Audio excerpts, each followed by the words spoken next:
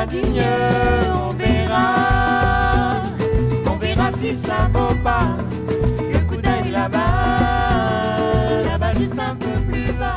Howdy, welcome to Hacienda, Rivet here. Today we're taking another international trip to eat something really delicious for this cold weather from France. It's beef stew, Gascon style.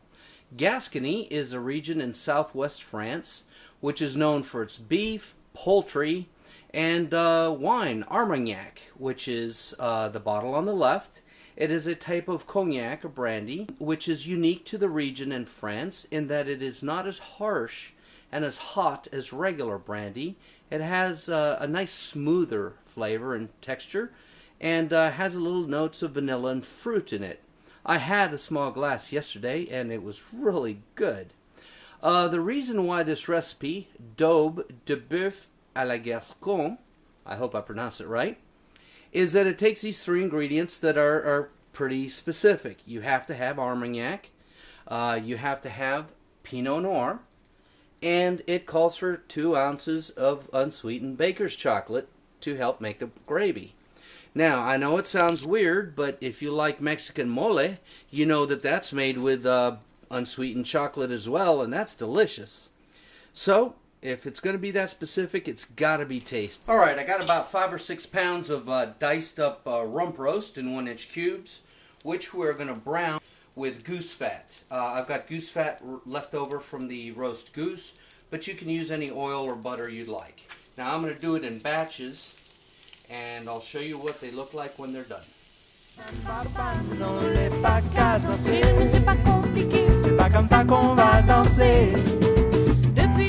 Next up, we're going to brown 3 parsnips and about 5 carrots cut up.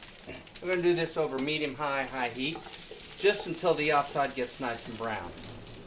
And next, we're going to caramelize 2 chopped onions. Meanwhile, in a makeshift bain-marie, we're melting the 2 ounces of baker's chocolate. Once most of the onions are caramelized, we're going to deglaze a pan with 2 cups of beef stock. I'm going to turn this up to heat, turn this up to high, and scrape all the nice brown bits off the bottom. Once we've deglazed the pan, we're going to add about 10 to 12 cloves of garlic and about a cup of the Armagnac. Okay, that's going to give it its signature flavor. Very good.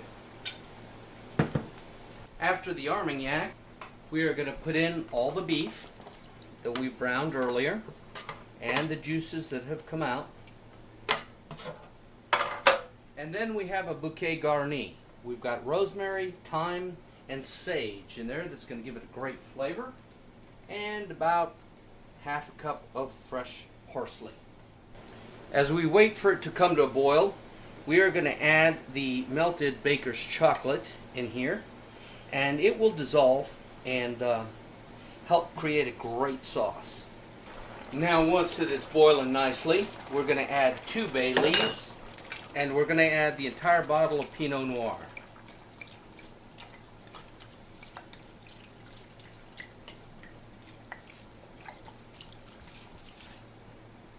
There you have it. Once it comes back to boil, we're going to reduce to simmer, and we're going to cover it, and we're going to simmer it for about 2.5 hours. Okay, so now after 2 hours, I've taken out the bouquet garni and one of the bay leaves. I've lost the other one in there. It's in there somewhere. I just can't find it. So we're going to add half a pound of button mushrooms that I've cut in half, as well as the browned carrots and parsnips that we cooked earlier. Then we're just going to mix them up nicely in there, and with the lid off, we're going to continue to simmer this for another half an hour. That is my cat, Dak, who is just crazy for the smell and the flavor, and he knows good food. And for final seasoning, we have 1 scant teaspoon of sugar, 1 tablespoon of kosher salt, and 1 teaspoon of coarse ground black pepper, which we're going to mix in and then let this continue to cook for, oh, another half hour, 45 minutes. Daube de bœuf à la Gascon is beautiful. The sauce, the gravy is rich and deep, and oh, roasted potatoes would do it justice. And very nice, very beefy, and perfect for cold winter weather. Let me give it a try. Oh my. That Armagnac and the wine, oh my goodness, makes this gravy unbelievably delicious. Rich, deep, all kinds of flavors in there. Oh yeah.